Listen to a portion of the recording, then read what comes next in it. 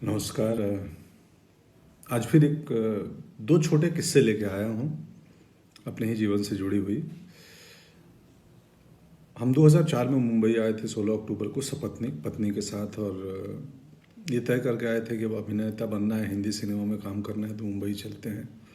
मालूम था लड़ाई लंबी है, वक्त बहुत लगेगा, तो हमने तैयारी कर रखी थी पहले से। पत्नी को बोला था कि तुम बीएड कर लो ताकि शुरुआती में तुम कहीं टीचर की नौकरी कर लेना, और मुझे तो पता नहीं मेरा क्या होगा, कितना समय लगेगा। तो उतने दिन घर चलाने के लिए कोई तो एक कमाने वाला चाहिए, तो पत्नी ने बीएड कर लिया था और हम मुंबई आ गए। मुंबई आते हम शुरुआत के 2 महीने अपने दोस्त के घर पे रहे। भानु नाम है उसका, मेरा बैचमेट है भानु उदय। और हम अपने लिए घर खोजते रहे। फिर हमारे बजट के लिहाज से एक कांदीवली वेस्ट में एक छोटा सा घर मिल गया, जहाँ हम लोग आ गए, शिफ्ट हो गए।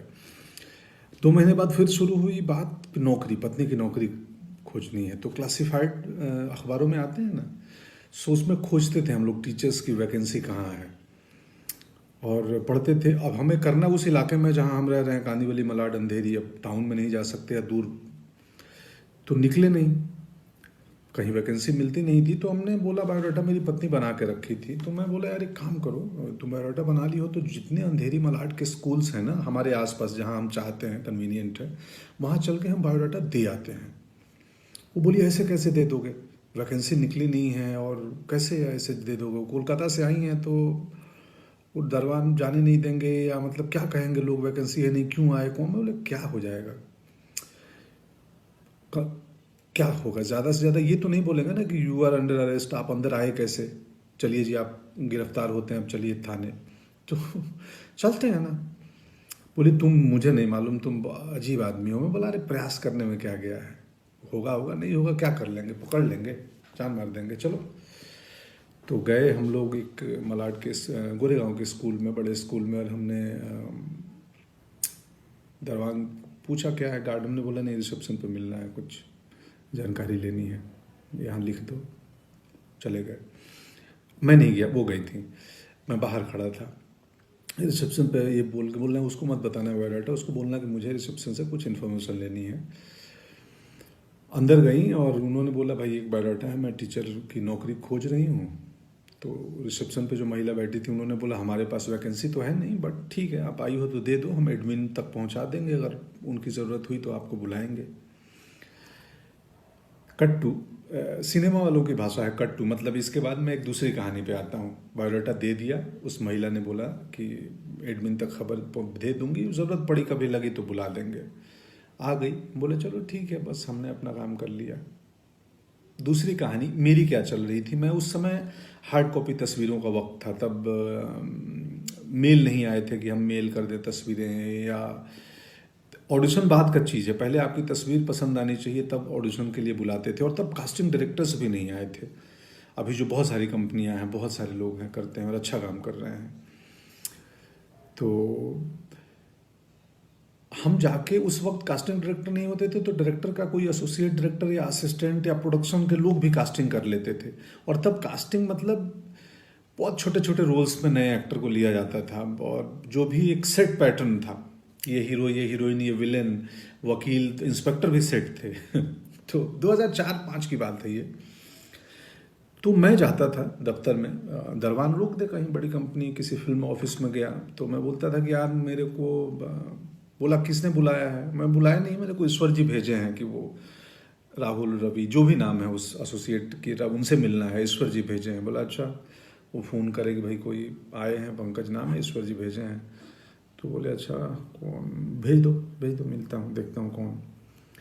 या अंदर पहुँच जाए, छोटा दफ्तर हो, रिसेप्शन तक पहुँच गए सीधे, तो फ्रंट डेस्क पे जो भी रिसेप्शन पे महिला बैठी हैं, जी हाँ क्या। मैं बोला एसोसिएट डायरेक्टर से मिलना है। तो किसने भेजा है आपको, कैसे आए हो, क्या है रेफरेंस। तो मैं तो बोलता था वैसे ही आया हूँ, लिफ्ट से आया हूँ अभी बस ऊपर। नहीं नहीं नहीं, यहाँ भेजा किसने है। मैं मतलब वो ईश्वर जी भेजे हैं बोल के उनसे। ईश्वर जी, बोले हाँ आप बता दो ना उनको, वो जानते हैं। तो ईश्वर जी भेजे हैं, कोई पंकज आया है कास्टिंग वाला। बोले चलो आते। तो या तो कास्टिंग वाले निकल के आए, या मुझे अंदर तक भेज दी जाए। मेरे पास कास्टिंग वाले आए, बोले हाँ जी बोलिए बताइए आप। तो मैं बोला जी मैं एक्टर हूँ, और ये मेरी तस्वीर है, और मुझे पता चला आप कास्टिंग कर रहे हो। तो बोला ये बट ये ईश्वर जी कौन ईश्वर जी भेजे हैं वो प्रोडक्शन में या कुछ कॉस्ट्यूम या किस डिपार्टमेंट कौन से ईश्वर जी। मैं हंस देता था, बोलता था वो ईश्वर जी जो उधर बैठे हैं जो सबको भेजे हैं दुनिया में। तो कई लोग हंस देते थे, ये 2-4 बार ही हुआ, अक्सर नहीं हुआ है ये किस्सा। कई लोग हंस देते थे और बोलते थे यार बढ़िया सेंस ऑफ ह्यूमर है या बढ़िया अप्रोच है तुम्हारा, लाओ तस्वीर दो, कहाँ से एक्टिंग सीखे हो, क्या किए हो। एक आध नाराज भी हो जाते थे। 2-4 बार किया था ये। मुझे मेरे दोस्त आज ही फ़ोन आया था दिन में, हेमंत का, तो उन्होंने बताया कि यार तुम याद है तेरे को तो ईश्वर जी बोल के कहीं घुस जाते थे कि ईश्वर जी भेजे हैं।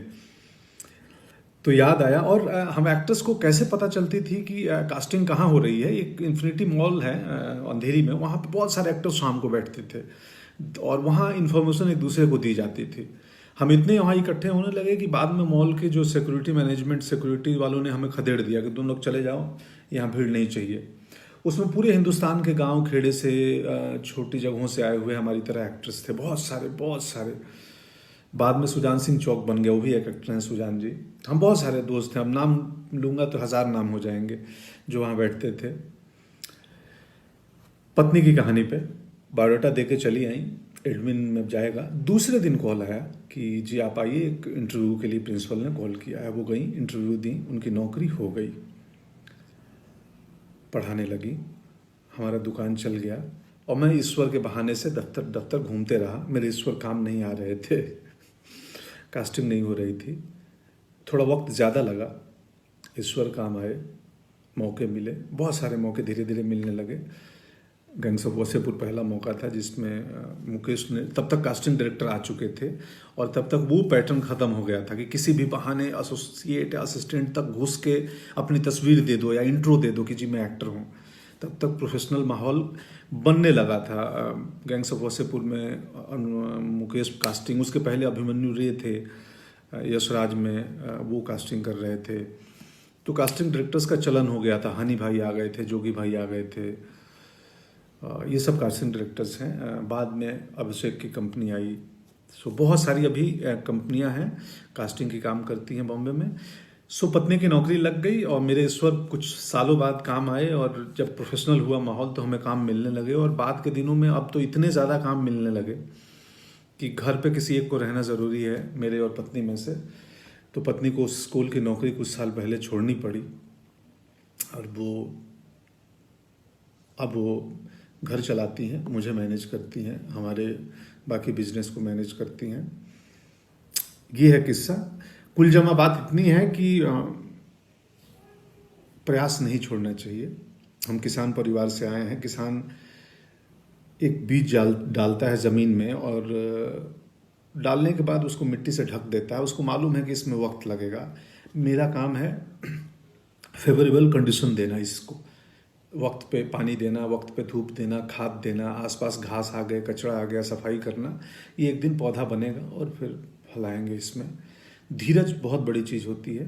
आप जिंदगी में जो काम करना चाहते हो, कोई भी काम छोटा नहीं है, कुछ भी, मतलब आप किसानी में भी कमाल कर सकते हैं, आप कहीं पे भी कर सकते हैं। खैर, शुक्रिया, आज का किस्सा इतना ही। Thank you so much.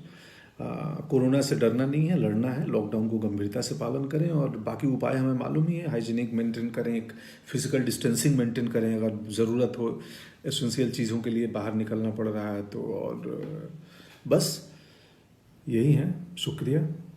आप सबको बहुत सारा प्रेम और स्नेह और पूरी दुनिया खुशहाल रहे, ऐसी कामना है प्रभु से। जय हिंद।